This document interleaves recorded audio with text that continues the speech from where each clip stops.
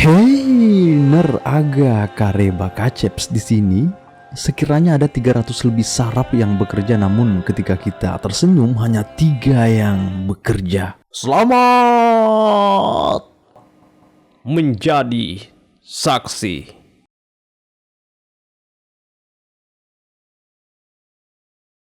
Cerita dimulai dengan melihat seorang lelaki bernama Alper. Alper ini adalah orang berjiwa bebas namun terperangkap dalam kesendiriannya. Meski ia memiliki sebuah restoran dan tinggal di apartemen yang cukup memadai, namun sampai saat ini ia tidak memiliki pasangan hidup. Entah kenapa perempuan selalu menjauhinya. Nah, untuk mengisi hari-hari sepi, pagi ini kita lihat Alper sedang menuju ke toko buku mencari buku-buku inspiratif. Sesampainya Alper di sana, pandangannya tiba-tiba dipusatkan oleh seorang gadis berbaju pink juga mampir di toko buku tersebut. Cantik sekali gadis itu sampai-sampai Alper keringat dingin melihatnya. Alper jadi tidak fokus dengan buku di tangannya tapi malah berusaha melirik-lirik si gadis.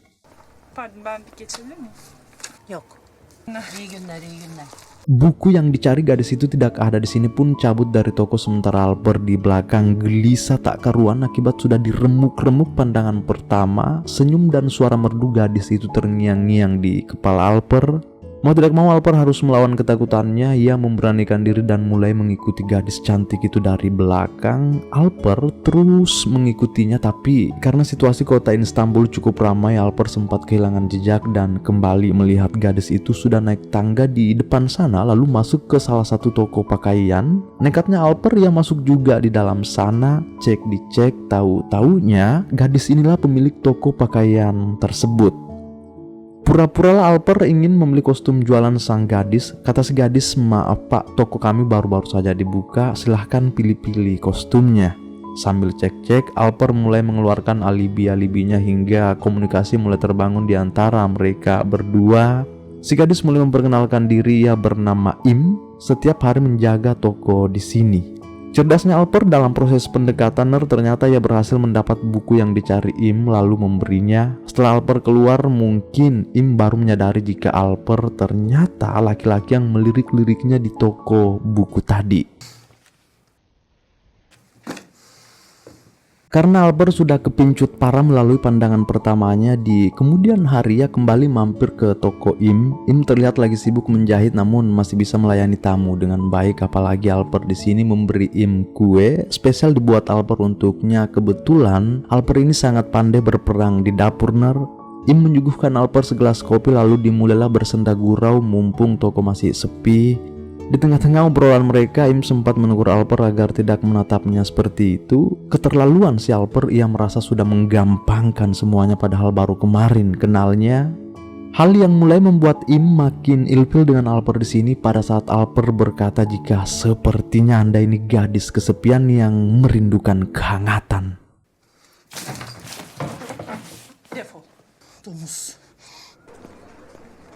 Saking emosinya Im, ia sampai-sampai menyiram Alper kopi panas. Mau tidak mau ya Alper harus cabut karena malu juga kan. Bukan cuma malu tapi yang merasa harga dirinya sebagai seorang lelaki telah diinjak-injak. Dilampiaskanlah semuanya ke koki-kokinya. Mereka semua di sini kena semprot oleh Alper padahal sudah sangat produktif. Tapi ya bos lah tetaplah bos, bawahan tetaplah bawahan.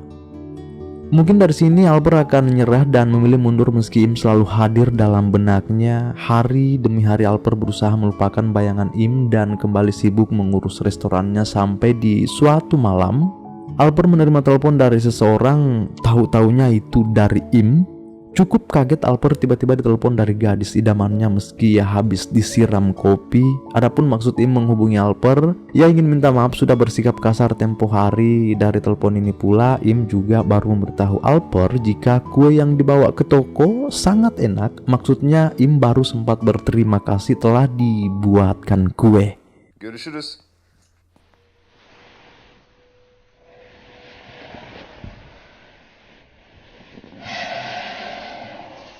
Merasa sudah mulai mendapat sinyal, pagi ini Alper kembali mampir di toko Im. Penuh percaya diri Alper mengajak Im makan malam bersama sebentar sebagai ganti habis disiram kopi.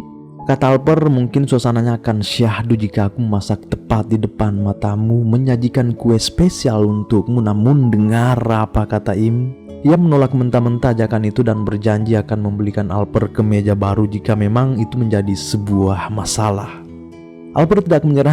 Ia terus membujuk Im dengan segala bujukan mautnya. Kata Alper, jika kau menolak maka sama saja menolak hidangan menu spesial di alam semesta. Pada akhirnya Im iya saja. Terbanglah Alper ke pasar membeli bahan olahan karena jam 7 sebentar Im janji sudah mau datang sehabis menjaga toko. Nah, agar suasananya lebih romantis juga, Alper terlebih dahulu membersihkan apartemen, membersihkan tempat tidur seakan-akan ada niat terselubung di dalamnya. Tepat jam 7 malam, Im benar-benar menepati janji. Sekarang ia telah datang ke apartemen Alper mengenakan gaun hitamnya. Jelas riang gembira Alper menyambut dan langsung mengajak Im ke dapur sama-sama. Alper sudah mulai meracik dan itu disaksikan langsung oleh Im. Tercengang Im melihat Alper memotong rempah-rempah dengan amat lincah. Mungkin kata hati Im di sini, keren juga nih orang. Alper tidak hanya sekedar meracik, tapi ia juga mengajari Im rahasia-rahasia bagaimana membuat makanan itu jadi nikmat. Setelah semuanya sudah siap untuk disantap, duduk berhadapanlah mereka di meja makan. Alper melihat Im yang hendak minum anggur lebih dulu seketika dicegah. Kata Alper, kesalahan yang banyak dilakukan orang adalah mereka minum terlebih dahulu sebelum mencicipi makanannya. Padahal itu kurang efektif sebab dapat menenggelamkan cita rasa dan karsa makanan. Rasa pertamalah yang paling penting. Jika orang minum anggur terdahulu maka makanan akan terasa anggur. Begitupun dengan sirup. Yang parah itu jika baloknya lebih dulu karena pasti bibikannya akan rasa balok juga, baru setelahnya mopo lah disolokan si Haco. Kata Im, makasih banyak ilmunya, kedepannya saya akan menerapkan itu sebab memang kenikmatannya sempurna. Setelahnya mereka lanjut menikmati alunan lagu klasik. Saking bahagianya Alper di sini ya sampai joget-joget menikmati irama musik sekalian berterima kasih ke Im telah membuatnya tersenyum malam ini. Saat duduk berhadapan di lantai ada yang aneh dengan Alper. Ia menyuruh Im untuk memejamkan mata sejenak sambil menyelami setiap bait-bait lagu yang didengar. Im nurut-nurut aja sebab baginya malam ini cukup mengesankan. Nah, ketika Im mulai memejamkan mata, tak diduga-duga sekali Alper perlahan semakin menghampiri. Ternyata Alper mau mengecup Im yang baru sadar akan itu jelas tidak sudi lalu bergegas pulang. Terlihat Alper menahannya lalu memeluk dari belakang.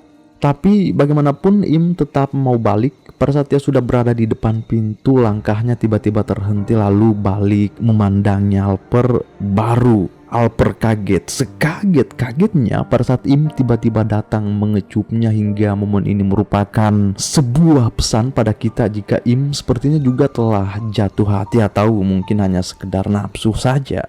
Entahlah. Di esok harinya, pada saat Alper kembali berkunjung ke toko Im, sikap mereka berdua agak lain efek kejadian semalam.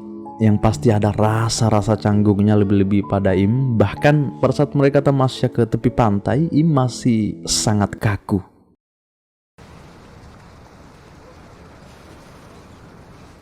Menjelang gelap sambil jajanan pun suasana mulai cair. Mereka berdua keliling-keliling menikmati suasana kota Istanbul, Turki yang merupakan salah satu kota terpadat di Eropa sekaligus menjadi kota terbesar ke-15 di dunia. Setelah di kafe mereka pun balik karena sudah larut malam juga. Alper telah mengantar Im pulang ke rumahnya. Tapi pada saat Im hendak turun dari mobil, Alper bertanya, bolehkah saya istirahat di tempatmu saja? Im tidak langsung menjawab tapi ia tarik nafas dulu lalu berkata, iya boleh tapi kita langsung tidur saja ya. Kata Alper, oke. Masuklah Alper istirahat di tempat Im. Entah di dalam sana Alper benar-benar langsung tidur atau magarambang. Çok güzel. Bir şey diyeceğim. Sudah tak terbendung si Im ini jelas sekali sudah jatuh hati dengan si Alper juga. Setiap hari mereka tak bersekat terus membersamai, bahkan sekarang Alper sudah membawa Im ke restorannya, memperkenalkan Im ke mereka. Guys, lihatlah pendamping hidupku, cantik bukan? Ku telah menemukannya. Kini beberapa hari telah berlalu, kita lihat Alper kedatangan emaknya Hayati dari kampung. Sekalianlah Alper memperkenalkan Im ke emaknya. Bu Hayati begitu kagum dengan sikap Im, amat sopan dengan orang tua. Bukan cuma sopan, tapi Im juga sangat cantik kata emaknya Alper. Dan karena hari ini Alper ada urusan di restoran, mau tidak mau ia menitip ibunya ke Im. Im mengajak Bu Hayati main ke mall. Pelangak pelongo Bu Hayati bertanya ke Im bagaimana mereka membangun tempat semegah ini. Benar-benar Im membersamai Ibu Alper dengan kasih sayang dan peduli, bukan karena ada apanya tapi memang karena keramahan.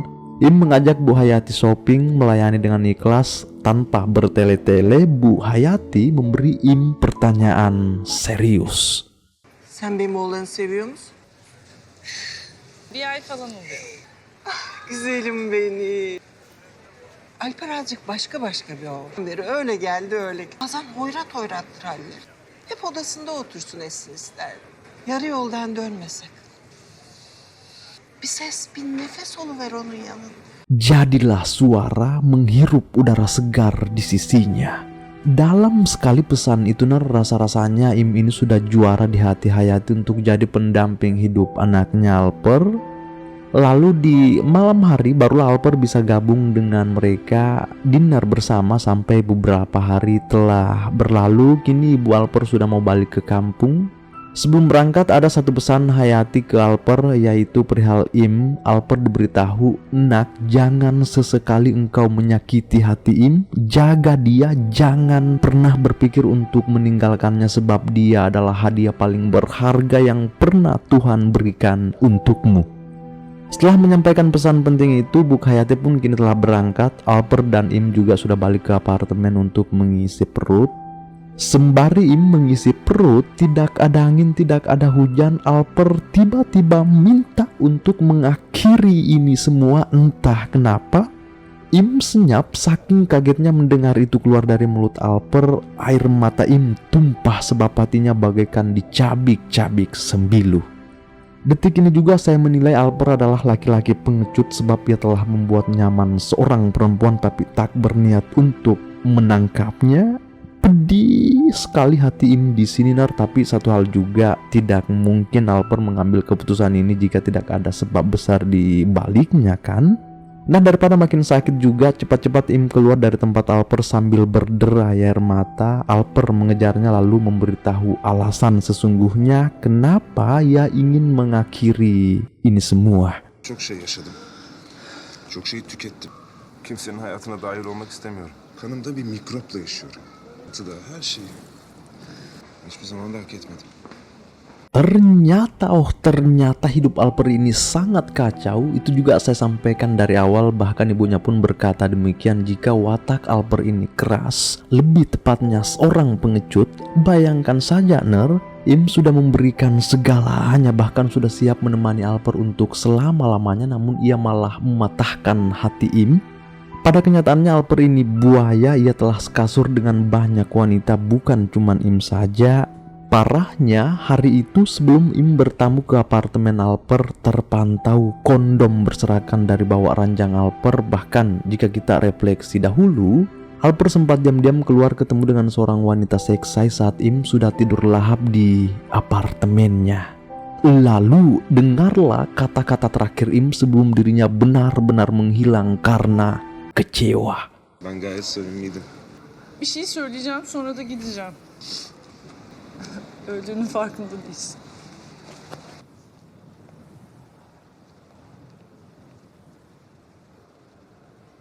Beberapa hari telah berlalu setelah kepergian Im. Kini Alper kembali membawa seorang gadis ke apartemennya. Namun ia heran kenapa ini semua sangat berbeda. Lahan perlahan Alper mulai menyadari jika ada hal besar telah hilang darinya. Alper bangun dengan kesendirian, menari dengan kehampaan, merenung dengan penyesalan. Alper baru menyadari betapa berharganya sesuatu jika kita mencarinya namun sudah tiada. Bahkan sekarang hari demi hari Alper berkawan dengan lamunan. Bana ait ufacık bir toka alay etti benimle o gün. Bir daha bunu yaşayamayacaktım ben başkasıyla. Bir daha sen olmayacaktın. Benim ve neleri kaybettiğimi anladım. Kini beberapa tahun telah berlalu, Alper tak sengaja melihat Im dengan tampilan barunya. Im menyadari jika Alper ada di sini. Penuh senyuman ia menghampiri lalu menanyai kabar Alper. Dari sini bisa kita lihat betapa bahagianya Alper bisa bertemu kembali dengan Im, sebab rasa rindunya sudah sangat berat, bertahun-tahun ia pikul. Alper juga memberitahu Im, apa engkau sudah ganti nomor? Saya menghubunginya beberapa kali tapi hilang jangkauan. Dengar jawaban Im di sini, Nar. Ia berkata, aku telah menikah dan pindah ke Inggris. Bukan cuma itu, namun Im juga memperlihatkan foto putri kecilnya yang imut ke Alper. Melihat itu semua, Alper tak bisa berkata apapun kecuali memberi Im banyak selamat, meski itu amat berat keluar dari mulutnya. Hingga yang tersisa pada diri Alper ialah penyesalan besar telah menyia-nyiakan hal terindah yang sempat diberikan Sang Pencipta untuknya. Hoşça kal. Kendine iyi bak. सीने से तेरे सर को लगा के सुनता मैं रहूं नाम अपना, नाम अपना। रहना तू पल पल दिल के पास, जुड़ी रहे तुझसे हर एक सांस।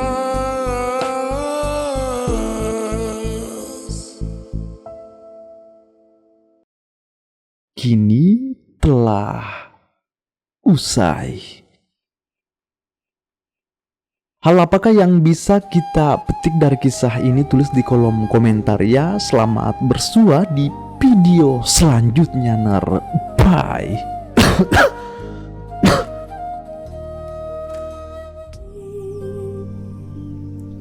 And every time I try to fly, I fall without my wings. Feel so small. Guess I need you, baby. And every time I see you in my dreams, I see your face haunting me. Guess I need you, baby. I make believe that you are here.